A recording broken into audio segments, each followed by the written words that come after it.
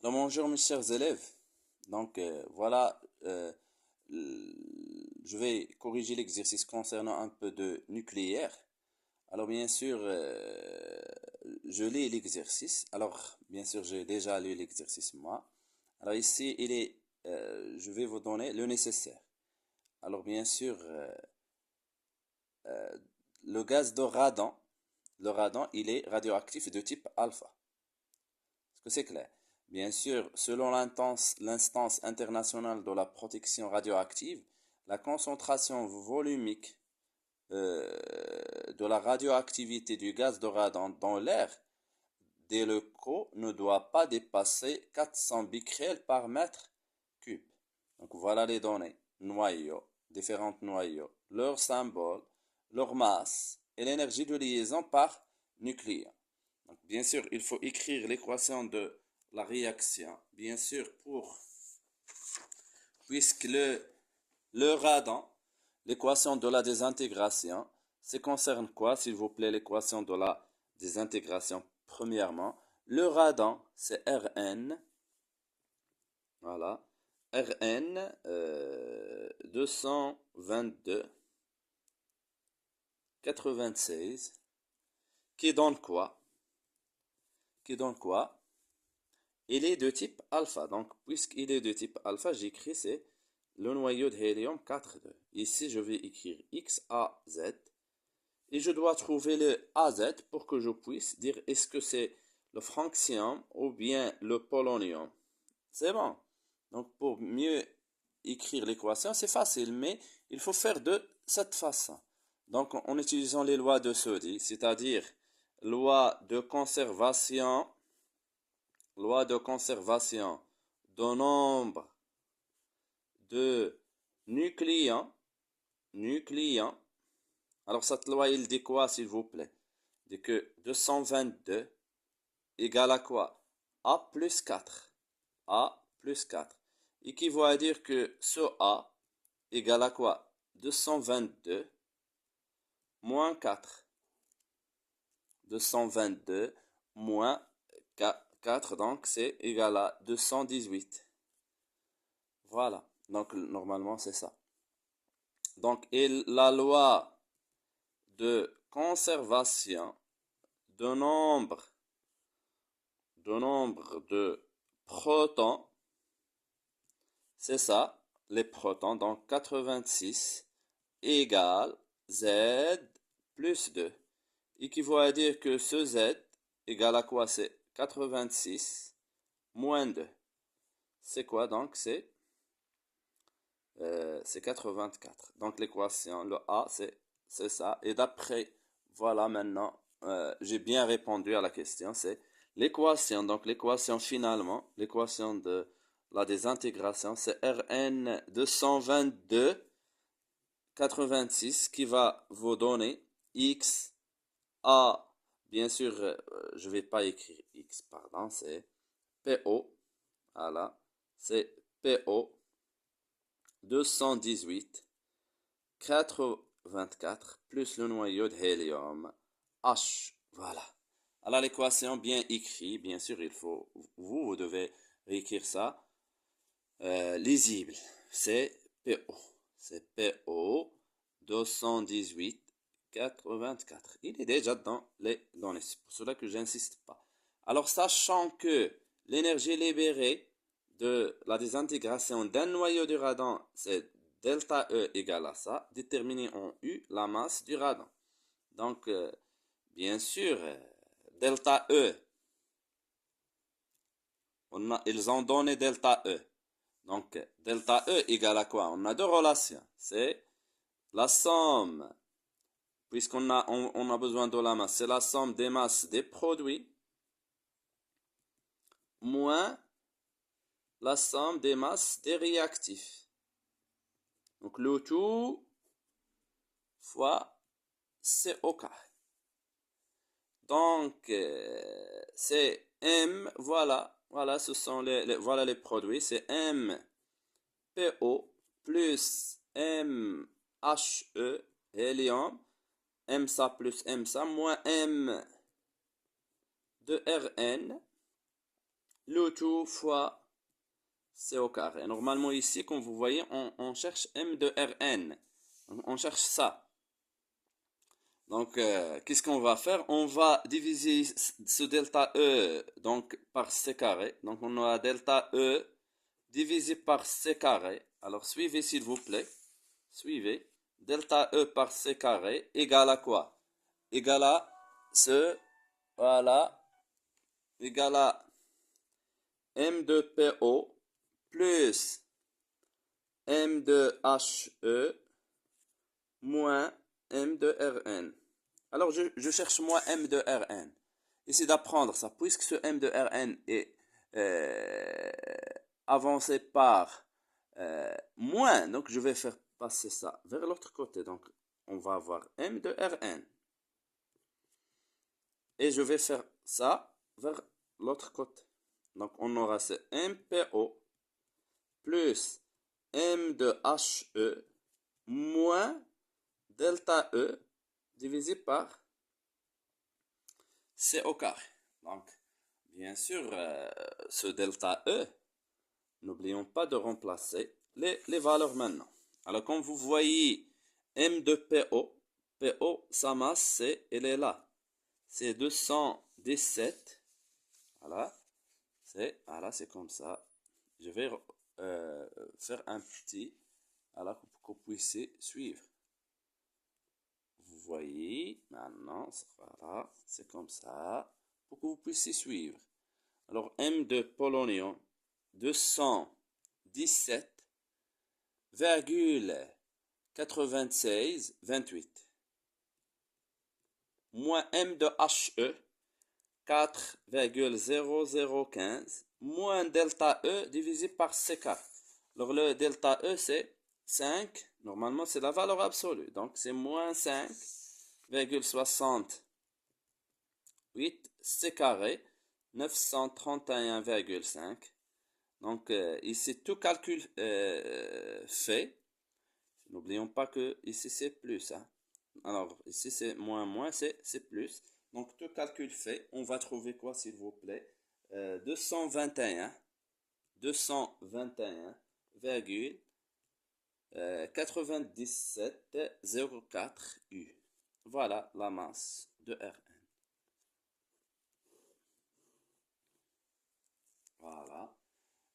On passe maintenant à autre question.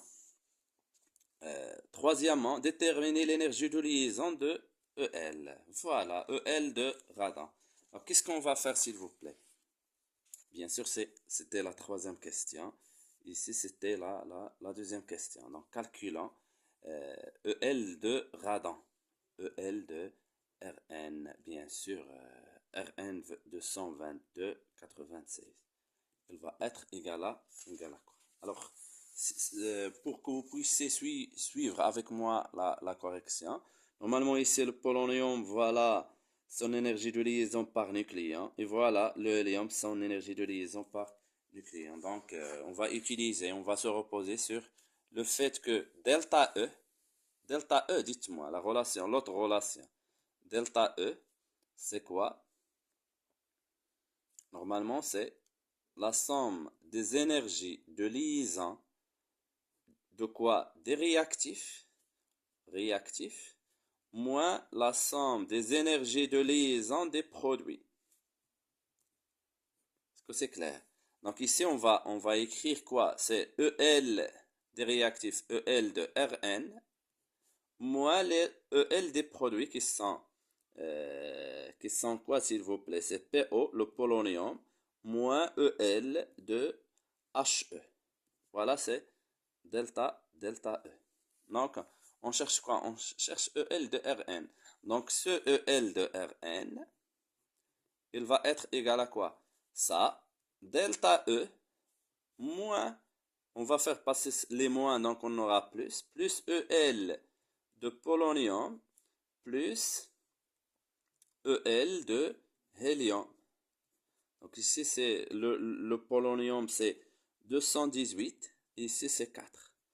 Donc c'est delta E plus, on n'a pas l'énergie de liaison, on a l'énergie de liaison par nucléon, donc c'est plus Normalement, je vais vous faire un petit rappel. Suivez s'il vous plaît. Normalement, l'énergie de liaison par nucléon, grand E, de, par exemple, de X à Z, égale à quoi? C'est son énergie de liaison de X à Z, divisé par C au carré. Divisé, pardon, par A. Est-ce que c'est clair? Par ce A.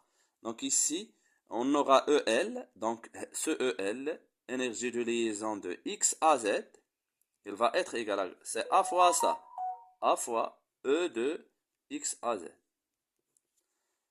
Est-ce que c'est clair? Donc on va l'écrire ici. Donc ici on a EL, donc je vais écrire c'est 218 fois l'énergie de liaison de polonium PO.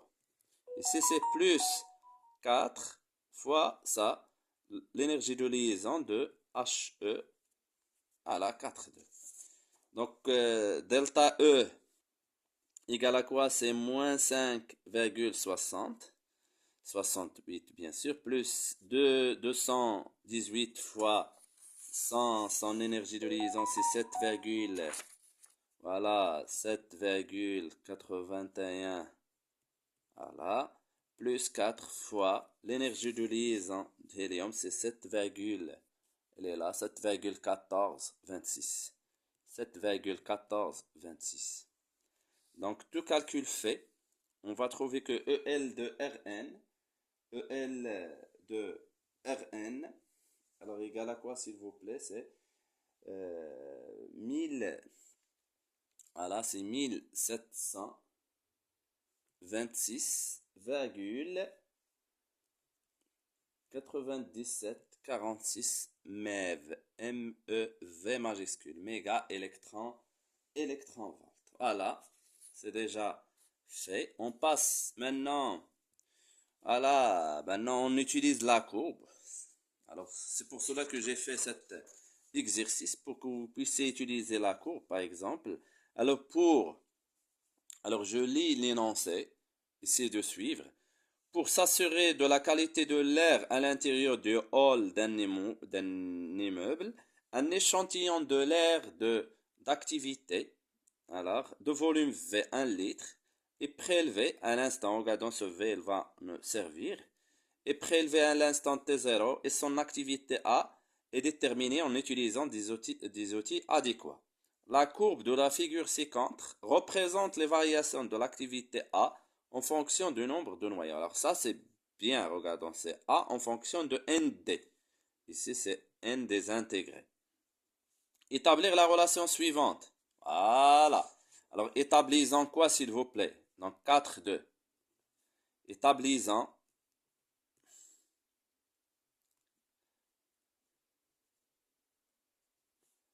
la relation qui dit ce A de T égale à A0 moins lambda fois ND à l'instant T. C'est nécessaire. Alors voyons voir comment faire. Normalement, qu'est-ce qu'on va faire s'il vous plaît? On sait que, vous devez l'apprendre vous-même. On sait que quoi? Voilà. Alors ce A de T, on sait que A égale à lambda à la lambda fois quoi? Fois N à l'instant T. Alors égal à quoi? Lambda et N de T égale à quoi le nombre restant selon la loi de décroissance radioactive? N de T, il va être égal à quoi? C'est N0 fois expo moins lambda T. Et ça, vous devez l'apprendre. Donc, on va remplacer ici, bien sûr, ce N0 après. Il va pas nous servir cette relation. Mais la relation, puisqu'on a ND ici, on va écrire que N à l'instant T égale à quoi? C'est N0 moins ND à l'instant T. Il va nous servir cette relation. C'est ça ce qu'on va remplacer ici. Donc c'est lambda fois quoi? N0 moins N désintégré à l'instant T. Je développe lambda fois N0 moins lambda fois NT à l'instant T. Vous voyez ce lambda fois N0, c'est A0. Il est appelé l'activité initiale. Moins lambda fois NT à l'instant T. Et voilà l'expression qui est bien démontrée. Voilà, c'est simple si vous parvenez à suivre, si vous faites attention, vous apprenez les relations. Donc déjà très bien, continuons s'il vous plaît. Alors qu'est-ce qu'on va faire maintenant? Trouver la valeur de 2 demi-vies et 1 demi. On va utiliser la courbe à demi-vie. Alors regardons, on va trouver au premier lieu lambda. Et après, comme vous voyez ici, donc ça c'est A0. Et le coefficient des recteurs fois nt. Donc on va trouver lambda, c'est la pente.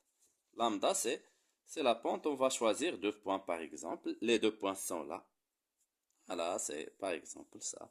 C'est 2 points. Donc voilà, c'était 4, 2. C'est-à-dire T1 demi égale à quoi? Alors, cherchant T1 demi, bien sûr, on a, d'après, on va dire que la courbe est une fonction comment, s'il vous plaît? La courbe est une fonction, c'est pas ici linéaire, c'est une fonction affine. Donc, lambda est moins lambda, puisqu'ici, vous voyez, c'est moins lambda, et la pente, ou bien le coefficient des recteurs. La tangente, tous ces mots sont déjà compris par celui qui va vous corriger les feuilles. Ça fait.